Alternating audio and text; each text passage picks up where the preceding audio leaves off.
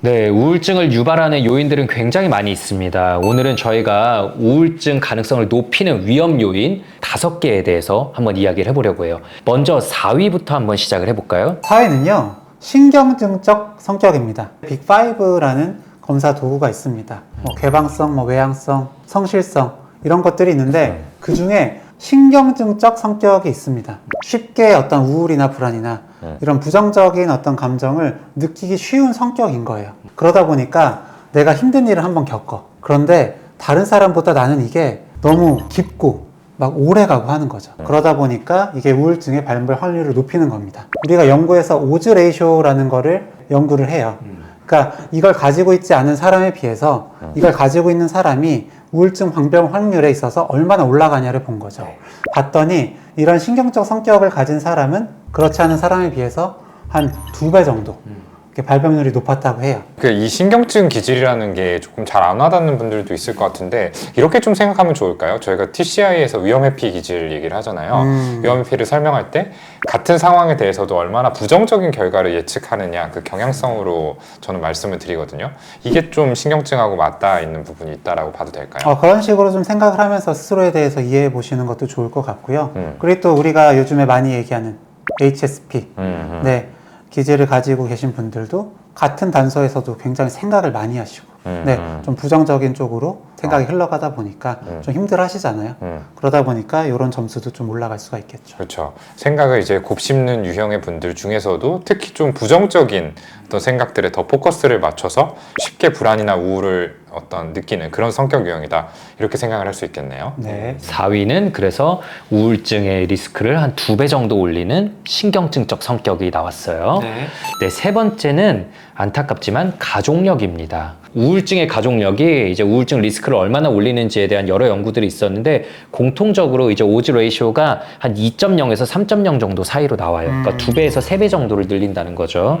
가까운 가족들 중에 우울증 병력이 있을 경우에 이런데요. 대표적으로는 이제 2023년에 이제 가족 구성원이 우울증을 앓은 경우 개인이 우울증을 발병할 위험이 어떻게 달라지는지를 이제 좀 평가한 논문이 있었어요.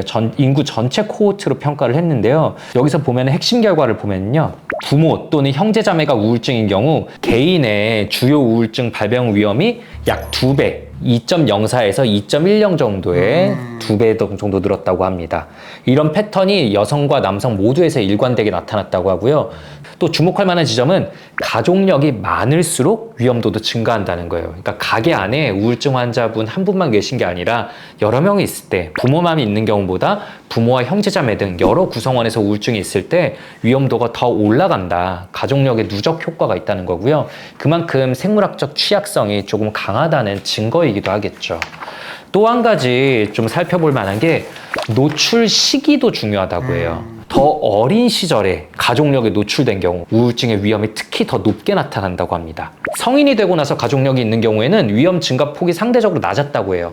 그러니까 어린 시절에는 아무래도 내가 더 기대고 안정적인 애착을 형성해야 되는데 그럴 때 부모님에게 우울증이 있으면은 아무래도 부정적인 영향을 더 받을 수밖에 없잖아요. 이런 것들이 실제 통계 효과로도 나타난 거죠. 그러니까 이 가족력이라는 게 단순히 생물학적인 부분뿐만 아니라 환경적인 요인도 같이 좀 작용을 한다고 보면 될까요? 그렇죠. 유전적인 취약성도 작용하는데 환경 그리고 발달 맥락에서도 중요하다라는 것을 보여주는 거고요. 네, 2위로 넘어가 보겠습니다. 2위는 바로 아동기 학대 그리고 트라우마를 경험한 경우입니다. 네, 어떻게 보면 이제 좀 전에 저희가 했던 얘기랑도 좀 맞닿아 있는 것 같아요. 방금 이제 말씀드렸을 때 가족력이 있는 경우에 우울증 리스크가 올라가는데 어린 시절에 특히 경험을 했을 때 우울증이 이제 올라갈 수 있다라는 거잖아요. 근데 이 아동기 학대라는 것도 이제 마찬가지입니다. 관련된 연구를 좀 말씀을 드리겠습니다. 2017년에 넬슨 등이 발표한 연구고요. 메타 분석을 통해서 총 184개의 연구를 종합해서 결론을 내렸습니다.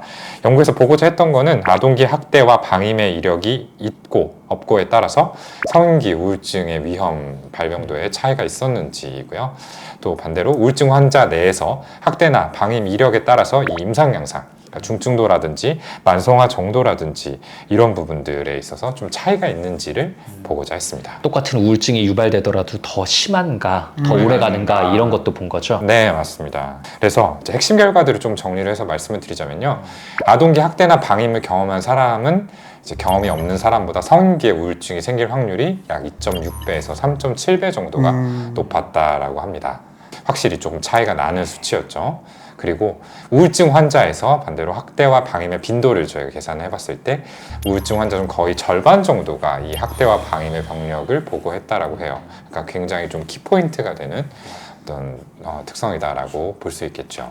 그리고 아동기에 학대나 방임 이력이 있는 우울증 환자는 만성 경과를 밟을 가능성이 높다. 이 질병은 굉장히 좀 오랫동안 앓을 가능성이 높다라는 거고요.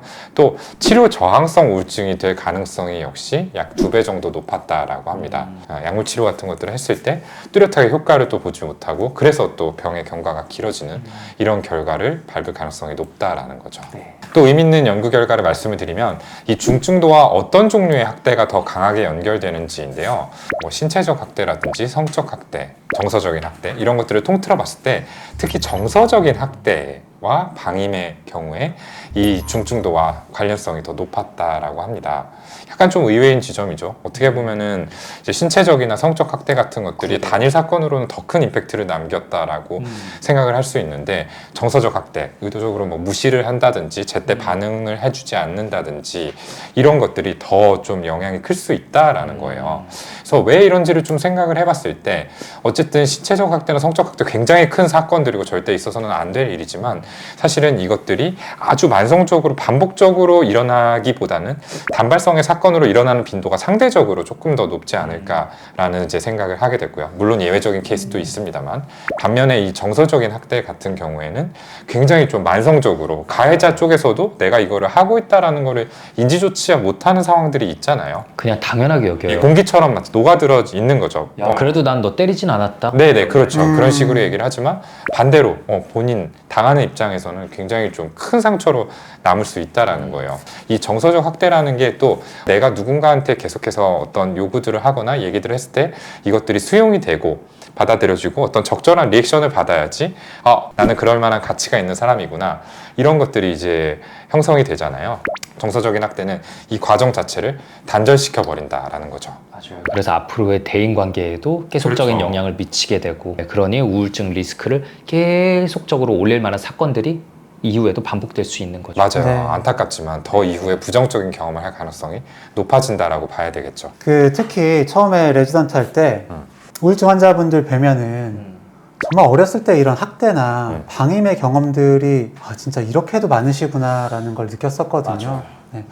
이 어렸을 때 이런 걸 경험하시면 아까 신경질적 성격 말씀드린 것처럼 뇌가 더 그런 불안이나 우울 같은 걸 느끼기 쉬워지도록 그렇게 달라집니다. 네. 편도체 부분은 너무 과활성되고 그거를 억누르는 전전두엽은 잘 발달하지 못하고 네. 우울증에 취약한 뇌 상태를 계속 가지고 살게 되는 진짜 안타까운 경우들이죠. 우울증의 확률을 가장 많이 높이는 그 첫 번째는요, 바로 극심한 스트레스 사건입니다. 이 극심한 스트레스 사건, 특히 이제 최근에 있었던 이런 사건들은 우울증 연구에서 가장 강력한 이 위험 요인으로 인정되는 그런 개념인데요. 최근에 어떤 심각한 스트레스에 노출을 했는지, 그리고 그 스트레스는 무엇이었는지에 따라서 우울증 방불병 확률을 이렇게 계산을 좀 했어요.